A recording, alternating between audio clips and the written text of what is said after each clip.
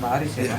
Jadi memang kalau misalnya memang ada yang mau membantu silakan, tapi kita sudah percaya sama beliau karena beliau posisinya juga orang netral dan juga ada lembaganya. Ya kami percaya dengan Bang Aris. Insya Allah mungkin bisa membantu kita memediasi ke pihak sana gitu loh.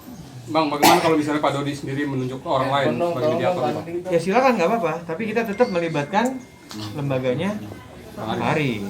Silakan. Artinya Komnas Perlindungan Anak akan tetap dilibatkan. Betul loh. Dari tadi kita sudah sepakat sama Pak Faisal bahwa siapapun pada saat upaya mediasi kita akan melibatkan beliau.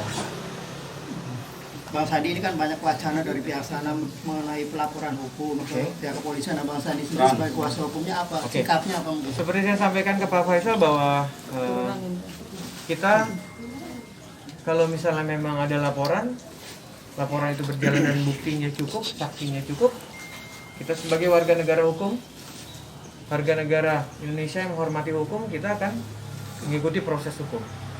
Tapi di situ pada saat berproses pasti kan ada juga mediasi. Tapi kalau misalnya memang ternyata proses itu berjalan dan memang ada bukti, kita siap ya Pak. Kita siap. Dan jangan lupa bila mana melaporkan terus tidak terpenuhi unsurnya, kita akan melaporkan kembali dan kita akan melaporkan balik. Ya. Tapi sejauh ini ada warning nggak kepada pihak mereka yang artinya banyak ya mengeluarkan statement mengenai laporan-laporan polisi dan isu-isu yang beredar.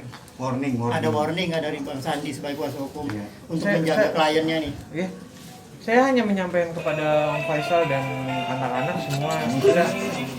Sebentar. Wah, berarti kan udah dewasa, Bang. Dewasa, Bang. Mati aduh. Main mobilnya dinaik. Itu mainan gala. Jalan banget diambil. Apalagi warning. Ya, pokoknya saya ulangi kembali bahwa bila mana ada laporan kami ulangi, bila mana ada laporan terhadap Pak Faisal dan keluarganya, kami selaku kuasa hukum siap mendampingi beliau. Dan sebagai warga negara yang baik, kita akan mengikuti dan menghormati proses hukum tersebut.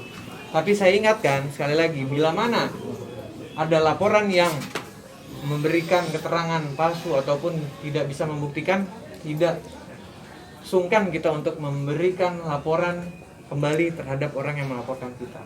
Dan saya sudah sampaikan juga ke Kak Fuji, ke Mas Fadli, kita harus menjaga semuanya, jadi nggak usah takut. Jalankanlah kegiatan kalian, yang penting kita harus saling menjaga sikap dan perbuatan semua untuk kedepannya. Karena tadi juga sudah diingatkan sama Om Faisal, juga kepada keluarga dari Bang Aris dan rekan-rekan bahwa kalian harus menjaga nama baik keluarga Om Faisal. Bang, berarti ada kemungkinan nggak sih yang kemarin kabarnya mau dilaporkan soal panggilan Dodot itu ada rencana untuk melaporkan balik? Ya nanti kita lihat. Kan seperti saya bilang, kita lagi mengumpulkan bukti, mengumpulkan data, saksi, mana yang bisa kita laporkan kita akan jalan. Tapi buat apa kita melaporkan kalau nanti laporannya ditolak? Nanti kita lapor di sini ditolak, lapor di sana ditolak, karena kita nggak punya bukti, nggak punya saksi, nggak punya kekuatan hukum yang kuat gitu. Jadi menurut kami kita kumpulkan yang bukti yang kuat, saksi yang kuat, ahli yang kuat untuk memberikan saksi. Kalau memang ada, kita akan jalan untuk melaporkan. Berarti sampai saat ini menunggu aja dulu ya? Sambil mengumpulkan data. Bang Sandi terkait yang 3 kali 24 jam itu gimana Bang Sandi? Ya, sampai sejauh ini somasi 3 kali 24 jam itu kami belum menerima secara resmi. Om Faisal juga belum terima suratnya. Masih somasi mungkin baru secara terbuka. Kalau misalnya memang ada kami terima, kalau memang kami terima juga ada suratnya, kami akan balas. Dan kalau misalnya memang dari pihak pengirim somasi minta ketemu, kita akan melakukan pertemuan. Apa yang bisa kita selesaikan? Seperti ku bilang dari awal ini, Om Faisal ini niatnya niat baik. Tidak ada yang mau namanya berantem atau ribut-ributan, nggak ada.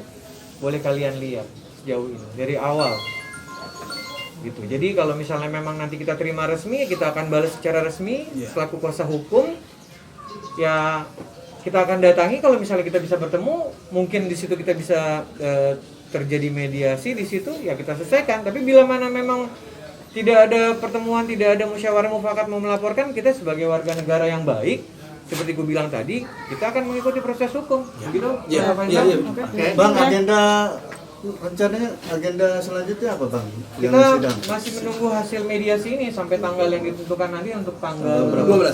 12. Insya Allah kita akan hadir. Apapun putusan hasil dari selama 2 minggu mediasi ini, seperti apa akan kita sampaikan ke majelis hakim yang mengadili perkara tersebut.